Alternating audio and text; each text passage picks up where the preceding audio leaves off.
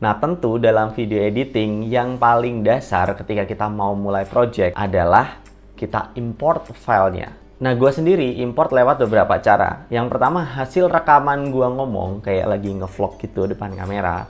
Terus yang selanjutnya itu gue pakai file mentahan yang dari Sony A6400.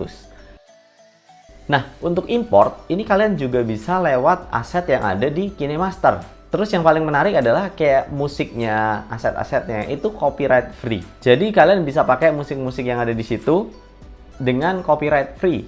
Bebas gitu dipakai. Wow, keren ya? Nah, yang selanjutnya saat kita mau masukin video, itu kita harus cutting dulu. Nah, jadi cara cutting di sini gampang banget. Kayak kalian tinggal masukin aja. Nah, terus misalnya kalian mau cut nih. Di sini ada gambar guntingnya, trim and split ya. Nah, trim and split ini ada beberapa pilihan. Yang pertama, trim to left of playhead. Jadi playhead tuh titik tengahnya gitu. Atau trim to right. Jadi mau dihapus kirinya atau kanannya. Kalau misalnya kita pakai yang left, kirinya bakalan langsung ke ripple, ke hapus, ripple delete. Terus kirinya udah nggak ada lagi. Kanannya juga gitu. Kalau misalnya kita cut langsung hilang kanannya. Atau misalnya videonya pengen kita split gitu, supaya bisa diedit lagi untuk satunya dikasih efek, satunya enggak gitu-gitu. Jadi bisa di split. Nah, itu soal cut. Nah, gimana misalnya waktu kita import filenya kurang gede gitu, kayak gambarnya framenya kurang besar. Nah, kalian bisa gunakan fitur pan and zoom yang ada di sini. Nah, pan and zoom ini bisa kalian gunakan untuk ngegedein posisinya gitu. Nah, kalian juga nggak terlepas dari di sini ada namanya rotate and mirror.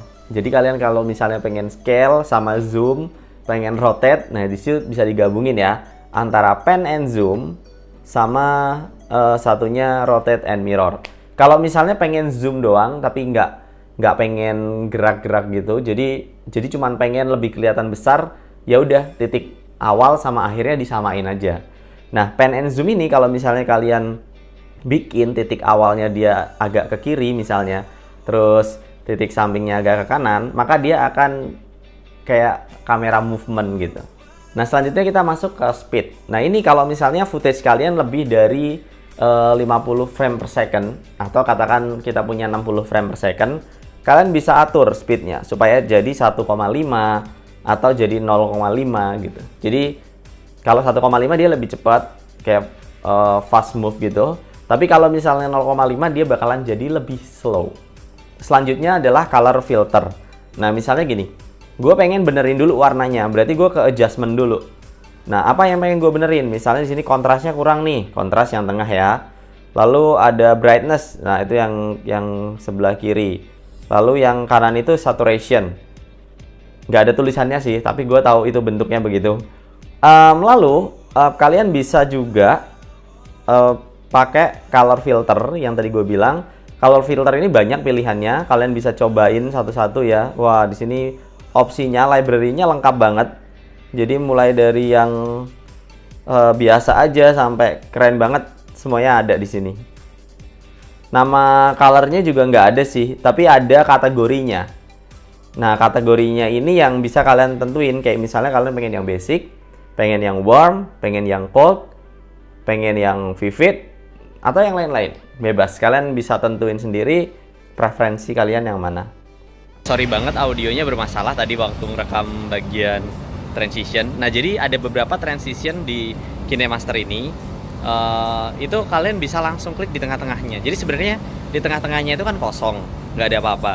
Tapi dikasih space buat transition. Nah, kalian tinggal klik aja tengah-tengahnya, lalu kalian akan diarahin ke transition effect. Nah, kalian pilih transition yang udah ada, kayak misalnya crossfade, yang normal-normal.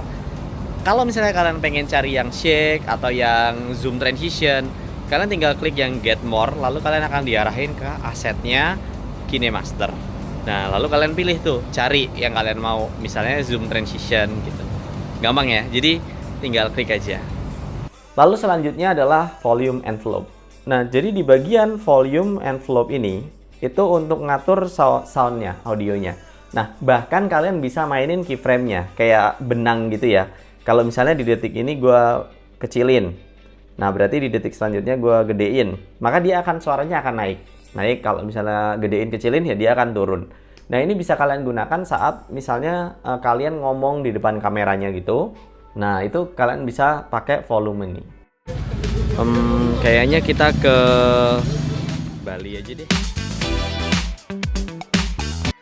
Lalu selanjutnya reverb. Reverb ini adalah salah satu cara untuk memanipulasi audio. Kayak misalnya kalian pengen suaranya kayak di goa gitu, kayak di katedral yang gedung-gedung tinggi dan suaranya mantul-mantul gitu. Terus pengen di tempat-tempat tertentu gitu. Jadi itu untuk manipulasi suara. Nah, ini gue lupa juga, tapi sebenarnya ini penting ya, ekstrak audio. Itu kayak kalau di aplikasi profesional namanya unlink. Unlink itu audio sama video dipisahin gitu. Kalau kena efek, itu kan audionya hilang. Nah, makanya biar nggak hilang dikeluarin audionya. Nah, ketika audionya udah dikeluarin, audionya kan terpisah. Jadi pas ada efek itu, audionya masih nyisa sampai belakang gitu. In case audionya mau dibuang sekalian juga bisa gitu.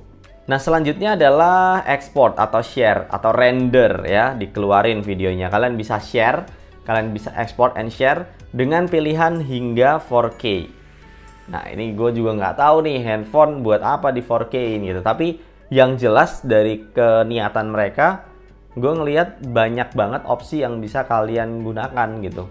Dari low quality sampai high quality semuanya ada. Tinggal di export, terus ada ukurannya deh. Berapa giga gitu, berapa MB yang video kalian bakalan jadi gitu. Terus sama namanya juga kalian bisa ganti. Misalnya gue kasih Bali gitu 1080p. And then export. Nah, exportnya pun nggak lama di sini, cepet banget. Dan kalian siap pakai videonya. Kayaknya kita ke Bali aja deh.